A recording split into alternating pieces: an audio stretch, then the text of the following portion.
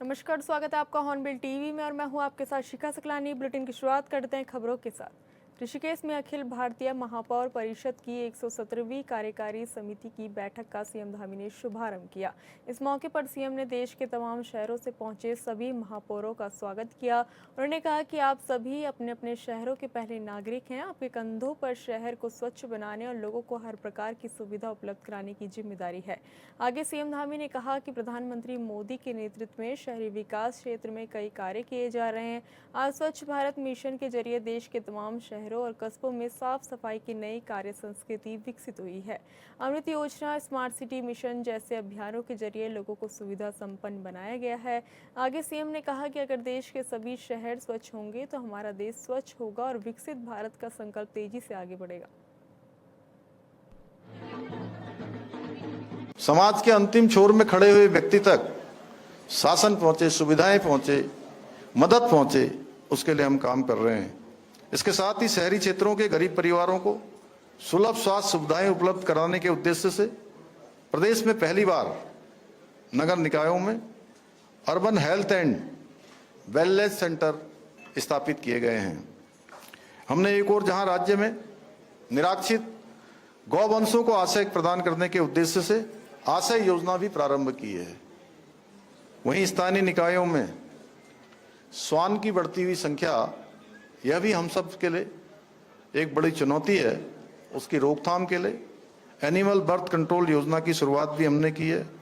इसके अलावा हम ई वेस्ट के प्रभावी प्रबंधन की दिशा में कार्य करने के साथ साथ स्वस्थ पर्यावरण के निर्माण के लिए हरित क्षेत्रों के विकास और प्रदूषण नियंत्रण की दिशा में भी हमने प्रभावी कदम राज्य के अंदर उठाए हैं। मुझे पूरा विश्वास है कि आप सभी के प्रदेशों में भी इस प्रकार के कार्य अवश्य किए जा रहे होंगे।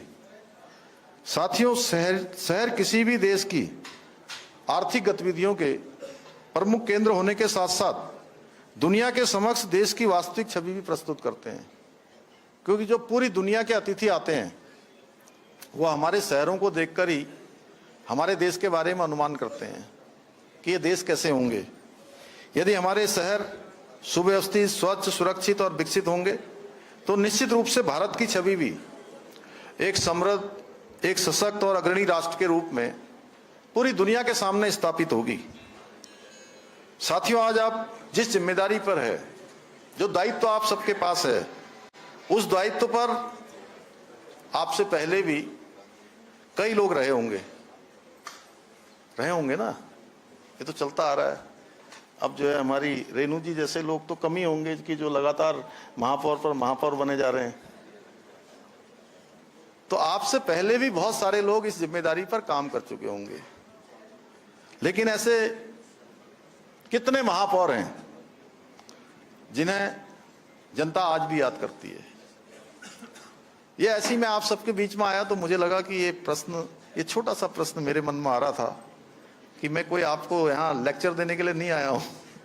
मैं तो आपसे मिलने आया हूँ, संवाद करने आया हूँ। और ये मेरे लिए बहुत मौका था, बहुत अवसर था। और मैं शंभू जी मेरे पास आए थे, ये बोले कि जो है आपको जरूर आना है। अच्छा, मैं थोड़ा कंफ्यूज कर रहा था। मैं 2 दिन पहले कि शायद ये 2 तारीख को कार्यक्रम है कि 3 तारीख को कार्यक्रम है, तो मैंने अपने ऑफिस को पता किया। उन्होंने मेरा कार्यक्रम कुछ और लगाया हुआ था कल दिन भर के मेरे कई सारे कार्यक्रम थे। तो मैंने कहा अरे वो ऋषिकेश का जो महापौर की जो सम्मेलन हो रहा है पूरे देश भर का, उसका कार्यक्रम नहीं लगा। तब उन्होंने मुझे बताया कि नहीं, 2 तारीख को नहीं है, वो 3 तारीख को है। तो ये मेरे लिए भी सौभाग्य था कि मैं आप सबसे मिलूं। वास्तव में वही जनप्रतिनिधि इतिहास में अपनी पहचान बना पाते हैं जो अपनी जिम्मेदारी पर, पद पर रहते हुए ऐसे कार्य कर जाते हैं जो लोगों के जीवन में सकारात्मक परिवर्तन लाने का माध्यम बन जाते हैं या उनके जीवन को परिवर्तित कर जाते हैं। इसलिए आज आप सभी के पास एक बहुत सुनहरा अवसर है जिसके माध्यम से आप अपने शहर के विकास में, लोगों के विकास में, गरीब लोगों के उत्थान में, जरूरतमंद लोगों को सहायता करने में अमिट योगदान देकर स्वयं को जनमानस के हृदय में स्थायी रूप से स्थापित कर सकते हैं कि हमेशा जब भी उनके जीवन में कोई महत्वपूर्ण पल आए तो याद करें कि हमारे महापौर ने उस समय एक काम किया था, उसके कारण से मेरे जीवन में सकारात्मक परिवर्तन हुआ। मेरे बच्चों को आगे बढ़ने का अवसर मिला, मुझे सहायता मिल गई। मेरे घर के सामने जो है ये पुल बन गया, मेरे सामने नाली बन गई, सड़क बन गई। यहाँ पानी की बड़ी समस्या थी, ये दूर हो गया। यहाँ बहुत गंदगी थी, ये गंदगी दूर हो गई। इस प्रकार के कुछ काम सच में आप सब कर सकते हैं। साथियों, हम सभी को समझना होगा कि यदि हमारा प्रत्येक शहर स्वच्छ होगा तो पूरा भारत स्वच्छ होगा, क्योंकि आपके शहरों से प्रेरणा लेकर, आपके शहरों को देखकर छोटे नगर पालिकाओं वाले, नगर पंचायतों वाले या छोटे गांव मोहल्ले, क्योंकि सबका काम शहर से होता है, सबको शहर आना पड़ता है। आपका तो बहुत ही बड़ा नगर निगम है, वहां का तो उन सब से प्रेरणा लेकर अन्य लोग भी इस दिशा में प्रेरित होंगे। यदि हमारा प्रत्येक शहर स्मार्ट होगा तो भारत भी स्मार्ट बनेगा। यदि हमारा प्रत्येक शहर हरित और पर्यावरण अनुकूल होगा तो पूरा भारत हरित और सतत विकास की दिशा में आगे बढ़ेगा। और यदि हमारा प्रत्येक शहर सशक्त, सुरक्षित, समृद्ध होगा तो भारत को एक विकसित राष्ट्र बनाने से कोई शक्ति नहीं रोक सकती है। जो हमारे प्रधानमंत्री जी ने विकसित भारत का संकल्प लिया है और आज पूरा देश उस दिशा में आगे बढ़ रहा है। आप देखिए, तमाम चुनौतियां हैं, तमाम आज विश्व की चुनौतियां हैं। कहीं मिडिल ईस्ट में आज युद्ध के हालात हैं, उसके बावजूद भी हमारे देश के अंदर अनेक चुनौतियों के बावजूद भी हमारा देश निरंतर आगे बढ़ रहा है। निरंतर सारे कार्यक्रम आगे बढ़ रहे हैं।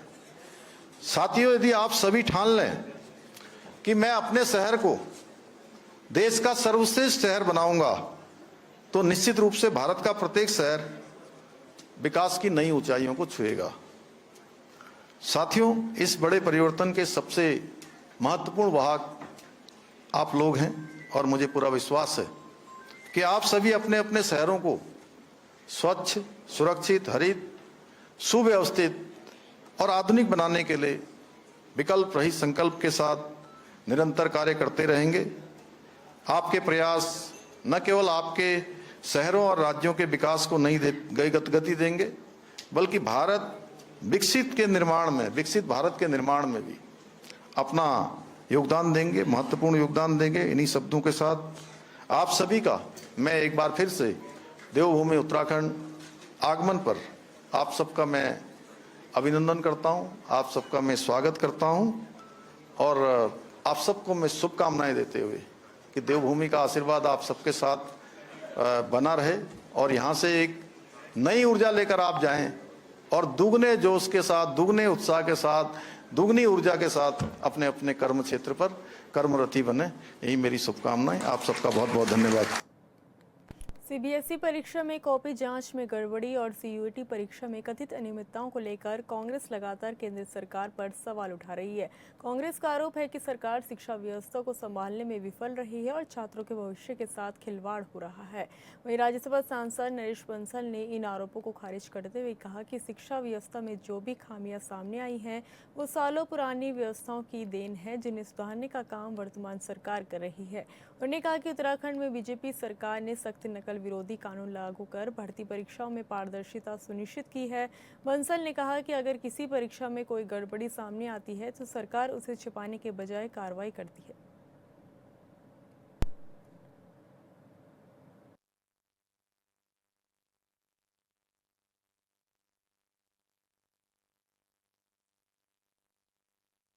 देखिए, जितनी चीजें हैं विरासत में मिली हुई कांग्रेस से ही हैं। 75 साल में उन्होंने इन चीजों को पनपाया है। हम तो उनकी सफाई कर रहे हैं। हमारे समय में उनकी सबकी सफाई हो रही है। जैसे नकल विरोधी कानून सख्त हम लेकर के आए, उत्तराखंड में हमने नकल रोकी उससे।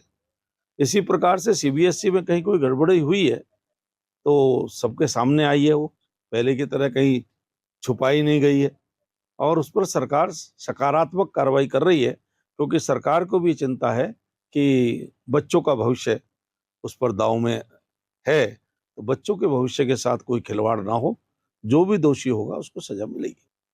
आगामी 4 जून को अल्मोड़ा में होने वाली राहुल गांधी की विशाल जनसभा को लेकर उत्तराखंड कांग्रेस प्रभारी कुमारी शैलजा ने मीडिया से बातचीत की, जिसमें उन्होंने कहा कि आज कांग्रेस के लोग जहां भी जा रहे हैं, लोग उनका अभिवादन कर रहे हैं। साथ ही बीजेपी सरकार से प्रदेश की जनता पूरी तरह त्रस्त हो गई है और अब प्रदेश की जनता परिवर्तन चाहती है। विधानसभा में कांग्रेस पार्टी की सरकार बनेगी। उन्होंने कहा कि राहुल गांधी जी की विशाल जनसभा होने जा रही है। यहाँ पर पब्लिक मीटिंग होगी। लोकसभा में हमारे नेता आदरणीय राहुल गांधी जी का 2 दिवसीय दौरा है। पहला कार्यक्रम उनका यहाँ पर अल्मोड़ा में है, जो कि एक पब्लिक मीटिंग होगी। लोगों का दूर दूर से आने का बहुत उनकी इच्छा है, लेकिन थोड़ी दिक्कत की बात ये बना रहे हैं कि यहाँ पर सरकार ने आम लोगों के आवागमन का भी पूरा बंदोबस्त नहीं। सर, जगह जगह जाम लगते हैं, जगह जगह जाम लगते हैं, पर लोगों में बहुत उत्साह, यहाँ के लोगों में भी, स्थानीय भी और पूरे उत्तराखंड में कि राहुल गांधी जी आ रहे हैं। इसके साथ साथ कल पौड़ी में भी राहुल जी का कार्यक्रम है, जिसमें वो पूर्व सैनिकों को संबोधित करेंगे। उसके बाद परसों हमारा कांग्रेस पार्टी की मीटिंग है, उसमें कांग्रेस के लोगों को, कांग्रेस के नेताओं को, पदाधिकारियों को राहुल जी संबोधित करेंगे। और हमने देखा है कि हर जगह कांग्रेस कार्यकर्ता में बेहद उत्साह है। लोकसभा नेता प्रतिपक्ष राहुल गांधी 2 दिवसीय उत्तराखंड दौरे पर आ रहे हैं, जिसको लेकर कांग्रेस नेता उत्साहित नजर आ रहे हैं। राहुल गांधी के दौरे को लेकर कांग्रेस तैयारियों में जुट गई है। राहुल गांधी गढ़वाल और कुमाऊं में 2 जनसभाओं को संबोधित करने के साथ ही कांग्रेस नेताओं के साथ बैठक भी करेंगे। लोकसभा में नेता प्रतिपक्ष राहुल गांधी 4 और 5 जून को उत्तराखंड दौरे पर आ रहे हैं। इस दौरान उनके तमाम जो दौरे हैं वो भी लगे हुए हैं। इस दौरान ये भी बताया गया है कि कुमाऊं के क्षेत्रों में वो बड़ी जनसभा को भी संबोधित करेंगे। ऐसे में पूरी तरह से उनका जो रूट है वो बना दिया गया है और ये बताया गया है कि किस तरह की व्यवस्थाएं रहने वाली हैं। हालांकि प्रदेश अध्यक्ष से लेकर तमाम कांग्रेस के नेता उत्साहित नजर आ रहे हैं और सभी ने पूरी प्रक्रिया अपना ली है। उन्होंने बताया कि राहुल गांधी जब उत्तराखंड में आएंगे तो वो 2 बड़ी जनसभा को संबोधित इस दौरान करेंगे। साथ ही देहरादून में भी संगठन के पदाधिकारियों के साथ मुलाकात करेंगे, विधायकों के साथ मुलाकात करेंगे। और जैसा कि लंबे समय से गुटों की बात चलती आती है, कांग्रेस में की गुटबाजी है, उस पर भी विराम लगाएंगे। यानी कि कहा जा सकता है सबको समन्वय बना करके, सबको साथ लेकर के चलने की योजना है। 2027 के इलेक्शन भी हैं और ऐसे में राहुल गांधी का यह दौरा काफी खास माना जा रहा है और ये कहा जा रहा है कि कांग्रेस अब इस दौरे के बाद मजबूत होती हुई उत्तराखंड में नजर आएगी। हालांकि एकजुटता करने की जो जरूरत है वो अब कहीं ना कहीं दिखेगी। सभी नेता एक मंच पर नजर भी आएंगे और ऐसे में राहुल गांधी के दौरे को लेकर कांग्रेस जो है वो उत्साहित नजर आ रही है, वो खुशी जो है वो कांग्रेस में नजर आ रही है। ऑन टीवी के लिए देहरादून से विशाल गर्ग। कुंभ मेला 2027 को भव्य, दिव्य, सुरक्षित और श्रद्धालु अनुकूल बनाने की दिशा में मेला प्रशासन ने तैयारियां तेज कर दी है। इसी कड़ी में हरिद्वार में मेलाधिकारी सोनिका की अध्यक्षता में परामर्श समिति की अहम बैठक आयोजित की गई। इसमें धार्मिक संस्थाओं, सामाजिक संगठनों, व्यापारिक प्रतिनिधि और कई विभागों के अधिकारियों ने भाग लिया। बैठक में कुंभ मेले की व्यवस्थाओं को और ज्यादा प्रभावी बनाने के लिए कई अहम सुझाव सामने आए, जिन पर प्रशासन ने गंभीरता से अमल का भरोसा दिलाया।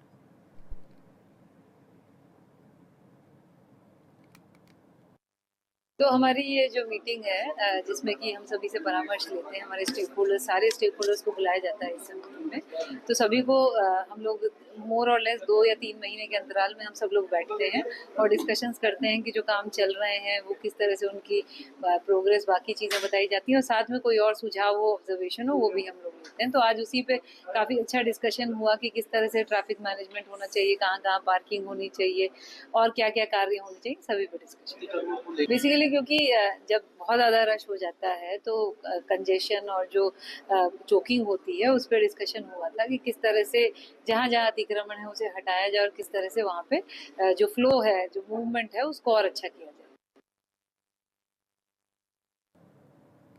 आगामी 21 जून को आयोजित होने वाले 12वें अंतर्राष्ट्रीय योग दिवस का राज्य स्तरीय मुख्य कार्यक्रम इस साल हरिद्वार में होगा। ये जानकारी जिला आयुर्वेदिक और यूनानी अधिकारी डॉक्टर स्वास्तिक सुरेश जैन ने दी। उन्होंने कहा कि प्रदेश स्तर पर आयोजित होने वाले इस अहम कार्यक्रम के लिए हरिद्वार को चयनित किया गया है और इसकी तैयारियां शुरू कर दी गई है। डॉक्टर सुरेश ने कहा कि योग दिवस के तहत योग पार्क की स्थापना, हरित योग अभियान, रन फॉर योगा समेत कई विशेष गतिविधियों का आयोजन किया जाएगा। राज्य के तमाम चयनित स्थलों पर योग कार्यक्रम आयोजित होंगे। उन्होंने जिले और देशवासियों से योग को दैनिक जीवन का हिस्सा बनाने की अपील करते हुए कहा कि नियमित योग से शारीरिक और मानसिक स्वास्थ्य बेहतर होता है। तो आप समझ लेना इन कॉन्टेक्चुअल बेसिस कभी भी किसी के पत्ता का गलत ना हो। इस वर्ष 21 जून 2026 को 12वां अंतर्राष्ट्रीय योग दिवस हमारे पूरे देश में मनाया जाने वाला है। आपके संज्ञान में लाना चाहूँगा कि इस वर्ष प्रदेश स्तर का जो कार्यक्रम है वो जनपद हरिद्वार को के लिए उसमें आयोजन के लिए चिन्हित किया गया है। प्रतिवर्ष जो हमारे योग दिवस के कार्यक्रम आयोजित किए जाते हैं उसमें जनपद स्तर, ग्राम स्तर, शहर स्तर और प्रदेश स्तर के कार्यक्रम आयोजित किए जाते हैं, जिसमें एक जनपद को प्रदेश स्तर का कार्यक्रम आयोजित करने की जिम्मेदारी सौंपी जाती है। तो इसी क्रम में हमारे जनपद हरिद्वार को प्रदेश स्तर का कार्यक्रम कराने की जिम्मेदारी सौंपी गई है, जिसके बारे में हमने कार्रवाइयाँ शुरू कर दी। चारधाम यात्रा के चरम पर पहुंचने, स्कूलों में छुट्टियां शुरू होने और पर्यटन सीजन के चलते देहरादून समेत प्रदेश के प्रमुख मार्गों पर वाहनों का दबाव लगातार बढ़ रहा है। इसे देखते हुए पुलिस प्रशासन ने ट्रैफिक प्रबंधन को लेकर विशेष रणनीति लागू की है। एसपी सिटी प्रमोद कुमार ने कहा कि एसपी ट्रैफिक के नेतृत्व में विस्तृत ट्रैफिक प्लान धरातल पर उतारा गया है और वीकेंड पर अतिरिक्त पुलिस बल की तैनाती की जा रही है। उन्होंने कहा कि पुलिस लाइन, अभियोजन कार्यालय और अन्य इकाइयों के जवानों को भी यातायात व्यवस्था संभालने में लगाया गया है। साथ ही जिन स्थानों पर ट्रैफिक का दबाव ज्यादा रहता है वहां अतिरिक्त फोर्स तैनात कर यातायात को सुचारू बनाने का प्रयास किया जा रहा है। चारधाम कंट्रोल रूम है सर। फिर चारधाम यात्रा भी हमारी लगभग चरम पर है। स्कूलों की भी छुट्टियां हो गई हैं और जो हमारा नया एक्सप्रेस वे है वो भी ओपन हो चुका है। तो इस कारण जो हमारा टूरिस्ट का इनफ्लो है वो लगातार बढ़ोतरी की ओर है। इस संबंध में हमारे एसपी ट्रैफिक साहब के द्वारा अपनी टीम को लगाकर एक जो ट्रैफिक का प्लान है उसको धरातल पर उतारा गया है और विशेषकर जो हमारे वीकेंड्स हैं वहाँ पर हमारे द्वारा एक्स्ट्रा ड्यूटी लगाई जाती हैं। वहाँ पुलिस ऑफिस का फोर्स हो गया है, अभियोजन कार्यालय का फोर्स हो गया है, उनको भी तैनात किया जाता है ताकि जो ट्रैफिक व्यवस्था है उसका रेगुलेशन अच्छी तरीके से हो। जो टूरिस्ट बाहर से आ रहे हैं उनकी यात्रा भी सुगम हो। जितने भी हमारे यहाँ से कोई पॉइंट्स हैं जहाँ ट्रैफिक का प्रेशर होता है या बॉटलनेक होते हैं तो वहाँ पर और उसको रिइंफोर्स किया जाता है उस पॉइंट को। और साथ ही साथ जो हमारे डाइवर्जन वाले पॉइंट्स हैं, भले वो ट्रैफिक चाहे ऊपर की ओर जा रहा हो चाहे नीचे की ओर आ रहा हो, उनको भी समय से चालू करवा दी जाता है ताकि ट्रैफिक का मूवमेंट। नैनीताल के कई क्षेत्रों में बढ़ते पर्यटकों की संख्या के मद्देनजर जिलाधिकारी ललित मोहन रयाल ने जिले में आने वाले सभी पर्यटकों, श्रद्धालुओं, प्रवासियों एवं अतिथियों से अपील की है। उन्होंने कहा कि वो यातायात नियमों का अनुपालन करने के साथ ही स्थानीय संस्कृति और परंपराओं का सम्मान करें। उन्होंने कहा कि देवभूमि अपनी प्राकृतिक सुंदरता, सांस्कृतिक विविधता और अतिथि सत्कार के लिए देश विदेश में विशेष पहचान रखता है।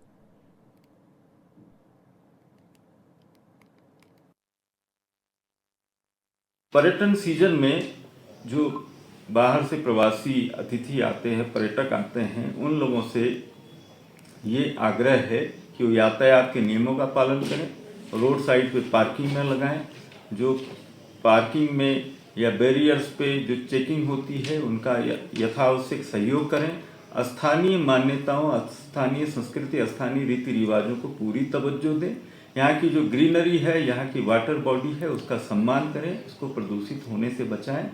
इस देवभूमि में उनका स्वागत है और वो आए, यहाँ का जो प्राकृतिक सुंदरता है उसके सौंदर्य का आनंद लें और अच्छा संदेश। चंपावत के लोहाघाट नगर के बाड़ीगाड़ क्षेत्र में एक दर्दनाक हादसा हो गया जिसमें मायावती अस्पताल में कार्यरत दंत चिकित्सक की मौत हो गई। बताया गया कि सोमवार रात घर लौटते समय अंधेरे और सड़क किनारे सुरक्षा रेलिंग न होने के चलते वो करीब 14 फीट नीचे बाड़ीगाड़ में गिर गया। परिजनों और स्थानीय लोगों ने उन्हें बाहर निकालकर अस्पताल पहुंचाने का प्रयास किया, लेकिन रास्ते में 108 एम्बुलेंस खराब हो गई। इसके बाद उन्हें उप जिला चिकित्सालय लोहघाट ले जाया गया, जहां चिकित्सकों ने उन्हें मृत घोषित कर दिया। स्थानीय लोगों ने हादसे के लिए नगरपालिका की लापरवाही को जिम्मेदार ठहराते हुए लंबे समय से क्षेत्र में सुरक्षा रेलिंग और स्ट्रीट लाइट लगाने की मांग की जा रही थी, लेकिन कोई कार्रवाई नहीं हुई। लोगों ने पालिका के खिलाफ नाराजगी जताते हुए जल सुरक्षा इंतजाम करने की मांग की। वहीं डीएम ने मामले में दुख जताते हुए पालिका को जरूरी सुरक्षात्मक कार्य करने के निर्देश दिए।